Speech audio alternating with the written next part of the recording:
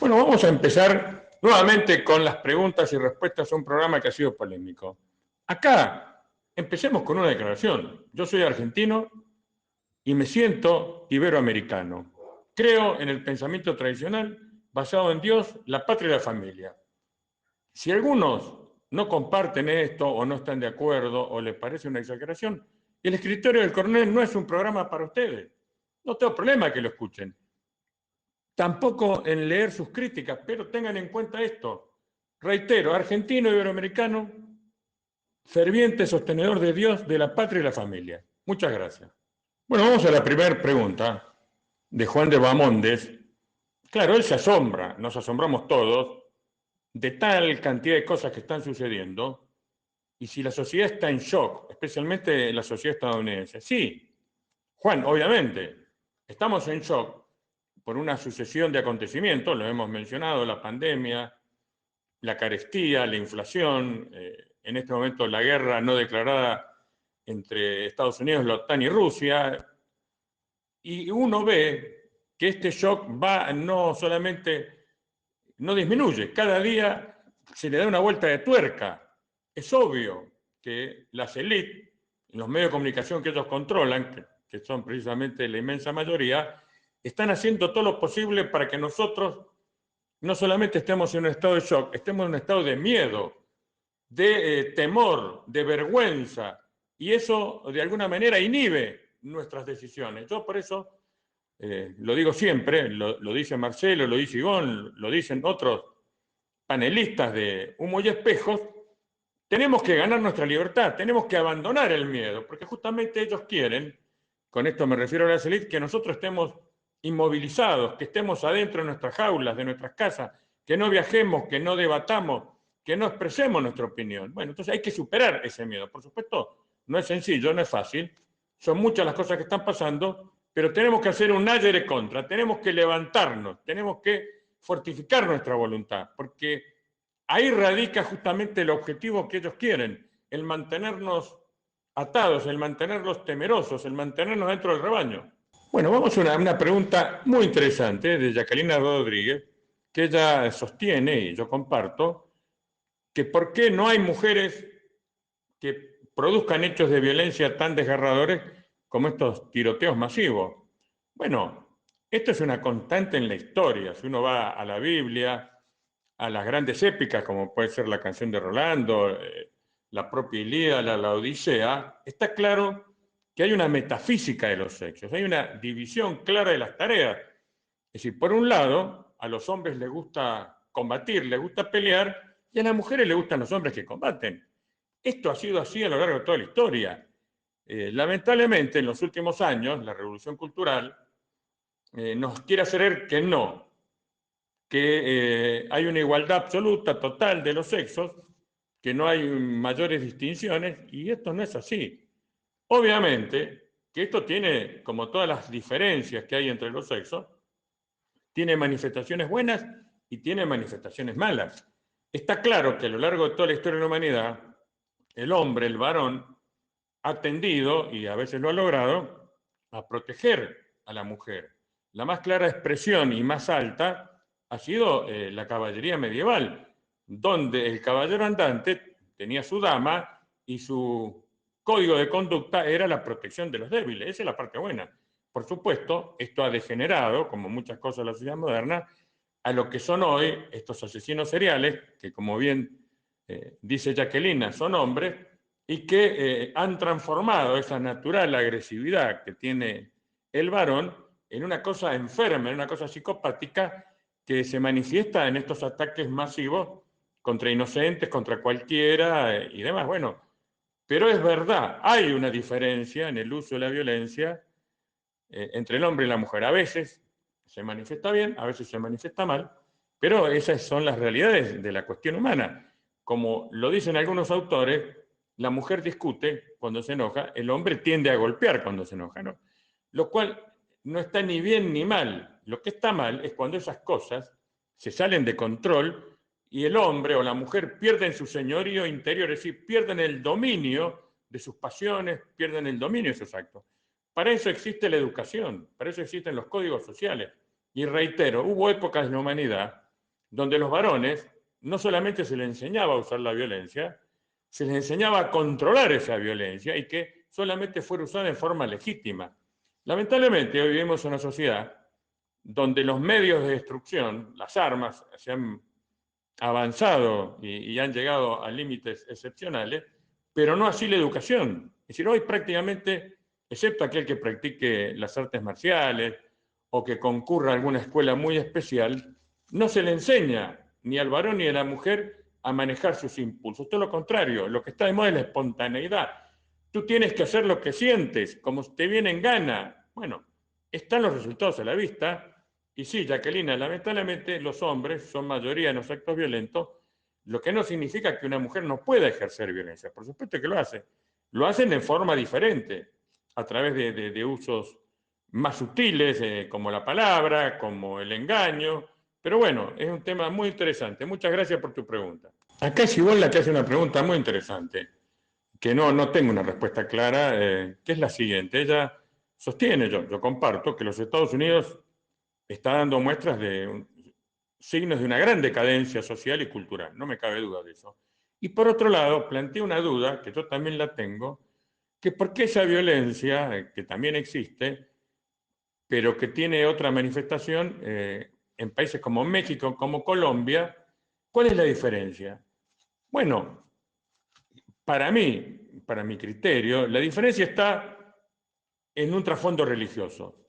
Así como los Estados Unidos básicamente es un país que fue fundado por una minoría de cuáqueros, que eran protestantes calvinistas que huían de la Gran Bretaña, que llegaron en el Mayflower a las costas de Virginia, que eran familias constituidas, que tuvieron inmediatamente una relación mala con los indios, después tuvieron el famoso Día de Gracias, pero que básicamente nunca se mezclaron, nunca se mestizaron con los indios, generaron esta sociedad partida, dividida, que edificó muros, se separó y que, bueno, después de muchos años produjo la esclavitud, produjo la guerra de secesión, la segregación que hasta no hace mucho tiempo existía en los Estados Unidos.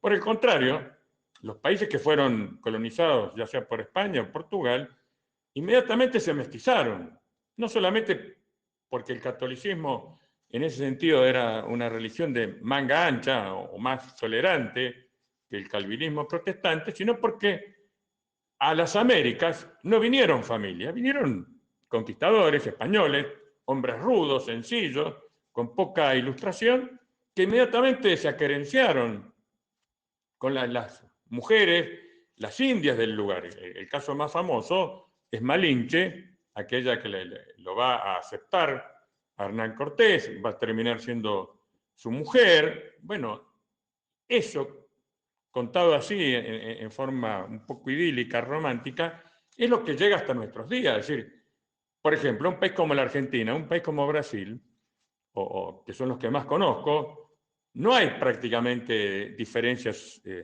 raciales. Por supuesto que hay algún chascarrillo, alguna broma, alguna segregación, pero si la comparo con el norte, con los Estados Unidos, es muchísimo menor.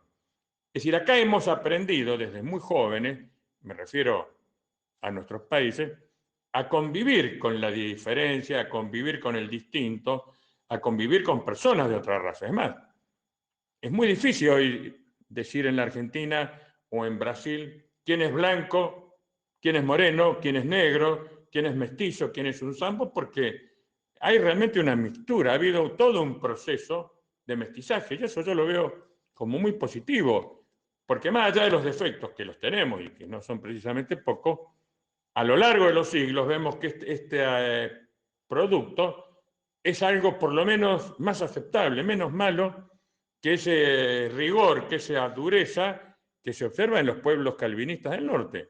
Bueno, esta es mi opinión, Ivonne, y aclaro, todavía no he tenido la respuesta, a nuestro amigo Francisco Uribe, que es un gran mexicano, que debe conocer mucho mejor que nosotros las relaciones entre Estados Unidos y México, le he hecho esta misma pregunta, a ver, ¿qué es lo que él entiende que diferencia a México con los Estados Unidos? Especialmente el último tiroteo en ese sentido plantea varias incógnitas, porque justamente se da en una comunidad mayormente de origen de migrantes mexicanos, que es Ugalde, una pequeña comunidad donde entiendo que todos se conocían. Entonces me surge la duda, ¿por qué esta persona, que era de origen hispano, el asesino, que aparentemente tenía algún problema de identidad sexual, comete estos actos? La pregunta es, ¿el tema viene por lo sexual? ¿Viene por lo racial? ¿Viene por algún otro tipo de segregación? ¿Algún tipo? No lo sé. Pero bueno, estamos para seguir avanzando en el conocimiento de estas cosas que nos interesan. Bueno, otra pregunta, Ivonne. Pregunta si las drogas tienen influencia en la conducta de estas personas. Y por supuesto, está claro que los grandes modificadores de la conducta son las drogas, en las cuales incluyo el alcohol. ¿Por qué? Porque, ¿qué es lo que produce la ingesta de cualquier droga? Es una disminución de nuestro nivel de conciencia, es decir, todos tenemos inhibiciones sociales de todo tipo, que nos han sido inculcadas desde nuestros instintos, la educación, la experiencia de la vida, y sabemos que el alcohol o la droga, mucho más, en ese sentido son inhibidores. No sería extraño, ha sucedido muchas veces, personas que tienen una etapa de euforia, donde, por ejemplo, creen que pueden manejar un auto a 200 kilómetros por hora, o que pueden volar y se arrojan de un cuarto piso creyendo que van a flotar en el aire. Bueno, la droga también ha sido usada tradicionalmente, no solamente en forma negativa, sino se sabe que muchas tribus, antes de entrar en combate, consumían drogas, lo hacían en base a un ritual, que era una forma de darse fuerza.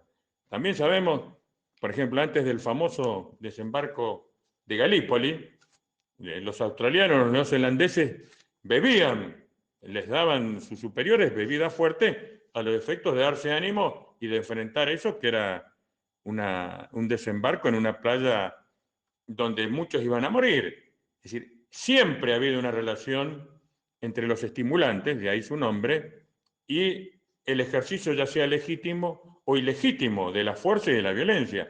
Pero en el caso que pregunta Ivonne, no me cabe duda, porque hay muchas evidencias al respecto, que muchos de estos asesinos seriales, cuando se les hacen los respectivos test de sustancias, y muchos de ellos están alcoholizados, o peor aún, han consumido algún tipo de droga potente o de otro tipo de medicina que altera su nivel de conciencia y que los lleva a, no digo que esto sea la causa, porque la causa es otra, pero sí condiciona y ayuda a que se cometan estos actos que son tremendamente peligrosos y que hacen que la persona realice cuestiones que tal vez en un estado de tranquilidad o de ausencia de esta sustancia no lo hubiera hecho. Bueno, otra muy buena pregunta de Ivonne. Yo lo pusimos en el programa, lo dijimos, es verdad, todos los atacantes, absolutamente todos, manifestaron en meses previos, en días previos, que su intención era dañar, era matar, era mandar un mensaje, postearon la foto de sus armas, dijeron que sus sueños eran que eso se concretara. Es más, muchos de ellos fueron detectados por padres, por profesores, por amigos. Es más, algunos fueron investigados por la policía y no se llegó a ninguna conclusión. Bueno, ¿por qué? Bueno, mi explicación es que hay un prejuicio. Hay un prejuicio. Yo lo viví en Estados Unidos cuando se produce el atentado del 11S.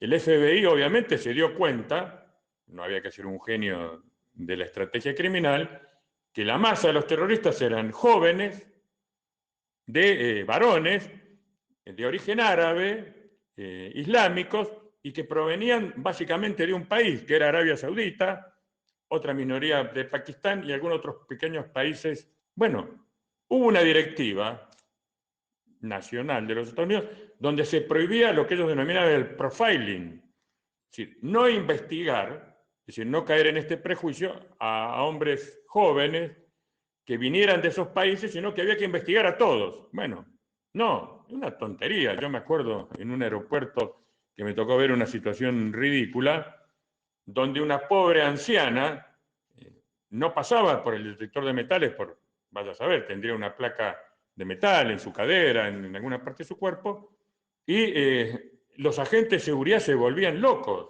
y la hacían pasar y la revisaban y le sacaban los zapatos. Obviamente que la mujer distaba, por muchos motivos, de ser una terrorista.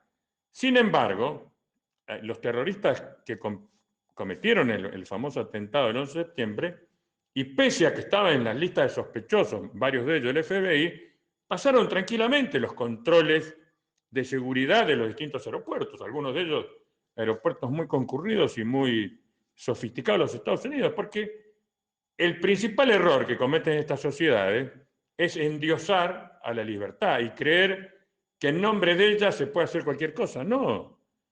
Y lo mismo ha sido criticado Facebook por el último ataque, el de Uvalde en Texas, porque Facebook tenía conocimiento de los mensajes que este pobre chico, entre comillas, había intercambiado con sus amigos.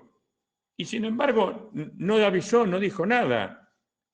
Somos testigos, especialmente Humo y Espejo, y yo también, que cuando una vez pone una palabra, que puede resultar altisonante, o pone un dibujo que no gusta, inmediatamente Facebook o Twitter interviene en nuestras cuentas, la suspende, o nos coloca algún otro tipo de sanción. Digo yo, si nosotros que no somos terroristas, estamos lejos de proponer alguna solución violenta, nos controlan y no nos dejan a veces expresar nuestro pensamiento, ¿cuál es el problema? Que cuando yo detecto, porque es absolutamente detectable, que una persona no está en sus cabales, que está manifestando de varias maneras que va a ejercer la violencia, ¿por qué no se la detiene? Bueno, yo creo que está un poco en lo que decíamos al principio, en la primera pregunta, el estado de shock. Sí, nos quieren en estado de shock. Y a veces uno se pregunta si estos medios, antes que detener o que prevenir, están más bien incentivando que todo esto suceda. Bueno, otra pregunta, Ivonne, que también es muy interesante. Acá hay que entender que el terrorismo evoluciona. Es más, evoluciona muy rápidamente. Para hacer una historia larga, corta, a partir del 11 de septiembre tuvimos esto que eran los megas atentados, donde un grupo organizado, no más de 20 personas, con muy poco presupuesto, se entrenaban, se preparaban y usando aviones, que no era un medio común, derribaban las Torres Gemelas y atacaban el Pentágono. Una vez que los Estados Unidos y los países occidentales en general se dieron cuenta de esa metodología, comenzaron a adoptar medidas o contramedidas para evitarlo. De hecho, no se repitieron esos grandes atentados. Pero donde han fracasado esos medios es que el terrorismo pasó a trabajar de otra manera. Por ejemplo, el terrorismo franquiciado. Al-Qaeda fue atacada inicialmente en Afganistán, después en otros países, pero comenzaron a surgir Boko Haram, por ejemplo, en la zona subsahariana, específicamente en Nigeria, otros grupos en otras partes del mundo, que sin estar directamente ligados a Al-Qaeda, ellos copiaban los métodos y ejercían algún tipo de terrorismo bastante notorio, sin estar vinculados. Bueno, los países comenzaron a reaccionar, hubo atentados en Europa, en Australia, en España, hubo también una segunda forma de enfrentar, que obviamente no fue tan rápida como la primera, pero se logró de alguna medida ponerle coto a este tipo de atentados. Pero después viene una tercera ola de atentados, que es mucho más difícil de controlar, que son los lobos solitarios. Son personas que no tienen ninguna organización, que no están vinculadas a nadie, pero que a través de la red, a veces la Internet profunda o la simple Internet, quieren emular, quieren pasar a la historia y realizan atentados solitarios. Eso es muy difícil de detener, es prácticamente imposible. El caso más conocido es el Luna Bomber, que era una persona, un científico de alto nivel, que en contra de la sociedad tecnológica realizó durante años montones de atentados, nunca fue descubierto hasta que su propio hermano, que lo conocía a través de un manifiesto que él publica en un diario, lo reconoce y lo entrega a las autoridades. Pero también ahora tenemos otro caso aún más difícil y más profundo, que esto de los lobos solitarios, que es esta violencia que yo he denominado molecular. Es decir, personas aparentemente comunes que tienen distintos tipos de motivación, puede ser religiosa, puede ser sexual. El último atentado de Oklahoma, ahí nos estamos enterando que era una persona que había tenido una operación en su espalda, no había quedado conforme el hombre con el resultado y no tuvo mejor idea que comprar un arma 10 horas antes del atentado, ir y matarlo al médico y a las pobres personas que lo estaban acompañando como una suerte de venganza. Bueno, contra esto yo diría que prácticamente no hay resguardo. Un gran tratadista español, Donoso Cortés, decía una cosa que es muy cierta, que cuando la represión individual, que la cultura, que la religión, que la educación desaparece, tiene que incrementarse la represión exterior, es decir, la represión policial. Es decir, cuando tenemos una sociedad donde los valores de la vida, de la propiedad, de la libertad y tantos otros son dejados de lado, porque no se los inculca, no se predican las virtudes, no se las practica, obviamente el lobo que todos tenemos adentro, porque eso es una realidad, todos tenemos un lobo, lo dejamos en libertad, comienzan a suceder estas cosas. Y es lo que está pasando, es decir, estamos asistiendo a una violencia molecular, donde cualquiera, el señor de la esquina, el que nos vende el pan, o un paciente que hemos tratado mal, un accidente de tránsito, cualquier cosa puede inmediatamente espiralizarse y generar un acto de violencia de proporciones descomunales. Incluso hay películas sobre esto, donde los seres humanos, todos, y me incluyo, hemos ido perdiendo nuestra capacidad de autocontrol, nuestra capacidad de reaccionar civilizadamente, porque un poco el entorno, con esto no lo estoy justificando, lo estoy tratando de entender, hace que cada vez tengamos menos limitaciones para realizar actos aberrantes, porque eso justamente ese es la decadencia, ese es el deterioro, esa es la anomia que estamos viviendo. Obviamente, y vuelvo a la primera pregunta, esto está incentivado, esto está impulsado por esas élites que obviamente, con una sociedad atemorizada, sin control, donde nadie sea dueño verdaderamente de sí mismo, es mucho más fácil de controlar que una sociedad de señores y de señoras que practiquen la virtud, que sean libres, que piensen críticamente y que tomen decisiones prudentes y acordes a esos valores. Bueno, muchas gracias por estas preguntas. Quedo a su disposición. Ahí me dice Ivonne que hay otras preguntas que ya aparecerán, las contestaremos en su momento, pero recuerden lo que les dije al principio. Somos argentinos, somos iberoamericanos, somos abiertos, pero tenemos nuestros fundamentos tradicionales que son Dios, la patria y nuestra familia. Muchas gracias y hasta la próxima.